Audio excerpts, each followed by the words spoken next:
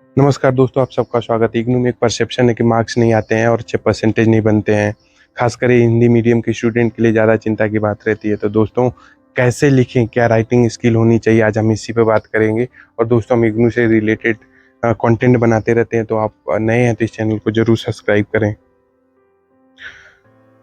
तो दोस्तों, हम बात करते हैं कि कैसे लिखना होना चाहिए, कैसे हेडिंग्स, इंट्रोडक्शन, बॉडी और कंक्लूजन कैसे लिखा जाना चाहिए। तो आपको मैं एग्जांपल को लेकर समझाऊंगा कि कैसे किसी क्वेश्चन के प्रति एक दृष्टिकोण पैदा करें, उस दृष्टिकोण को लेकर उस पूरे क्वेश्चन को डिराइव करें और अंत में अपना कंक्लूजन लिखें।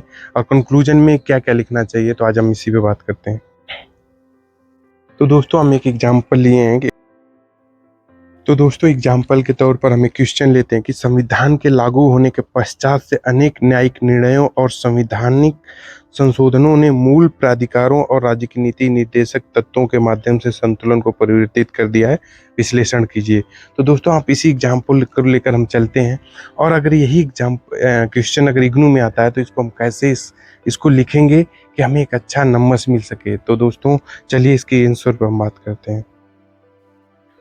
तो दोस्तों, चलिए पहले हम इस बात करते हैं कि इसका दृष्टिकोण क्या होना चाहिए। इस क्वेश्चन को सॉल्व करते वक्त इस क्वेश्चन के प्रति क्या दृष्टिकोण होना चाहिए। तो आज हम इसी पे बात करेंगे। इसको तीन हमने दृष्टिकोण पैदा किया है, आप इन तीनों पर हम बात करते हैं। तो दोस्तों, पहला जो दृष्टिकोण होना चाहिए वो दृष्टिकोण ये होना चाहिए कि मूल अधिकारों और नीति निर्देशक तत्वों के बीच में जो मूल टकराव के कारण है, उस पर प्रकाश डालने पर बल देना चाहिए। दूसरा बल ये देना चाहिए दोस्तों कि न्यायिक निर्णय और संवैधानिक संशोधन जो हुए हैं, उसके बाद मूल अधिकारों और राज्य के नीति निर्देशक तत्वों के मध्य जो परिवर्तन हुए हैं, उनके जो संबंध बने हैं, उस पर बल देना चाहिए। और दोस्तों, जब हम आंसर समाप्त करेंगे तो दोनों के मध्य संतुलन स्थापित करके अंतिम रूप से संदर्भित करते हुए हम आंसर को खत्म करेंगे। तो दोस्तों, हम जब आंसर लिखेंगे तो पहले हम इन टॉपिक्स का इंट्रोडक्शन देंगे। इंट्रोडक्शन में देखिए, हमने एक दिया हुआ है कि क्या जो डीपीएसपी है या मूल अधिकार है, वो क्या है, वो कहाँ कहाँ पे हैं, उनमें क्या क्या न्यायिक क्षेत्र में आता है, क्या क्या न्यायिक क्षेत्र में नहीं आता है, वो सब हम इसमें डाले हुए हैं। और आप देखिए, लिखते वक्त सबसे ज़रूरी है कि आप भाषा पर बहुत अच्छी पकड़ होनी चाहिए। दोस्तों, मेन जो हिंदी माध्यम के स्टूडेंट की चिंता होती है कि वो भाषा पर पकड़ नहीं होती है।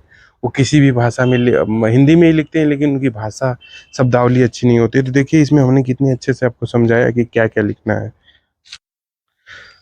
तो दोस्तों, जब आप इंट्रोडक्शन लिख लेते हैं तो आप क्वेश्चन के बॉडी पे जाते हैं। क्वेश्चन के बॉडी में आप हेडिंग वाइज लिखेंगे कि क्या क्या संवैधानिक टकराव पैदा हुए हैं, उन संवैधानिक टकराव की वजह से क्या क्या निर्णय हुए जो हमारे डीपीएसपी और मूल अधिकार को संबंधित किया और कुछ उसमें परिवर्तन किया।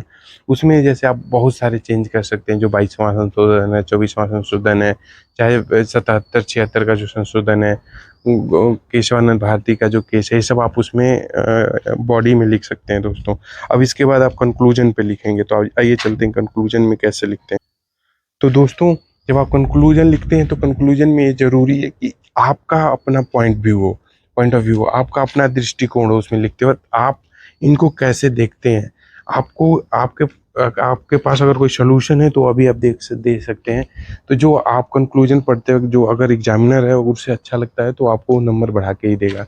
तो दोस्तों, कंक्लूजन सबसे इम्पोर्टेंट चीज़ होता है। उसमें आप अपनी विचार को डालिए, अपने जो आप थॉट प्रोसेस है, जितना आप पढ़े हैं उसमें कुछ नवाचार करके डालिए।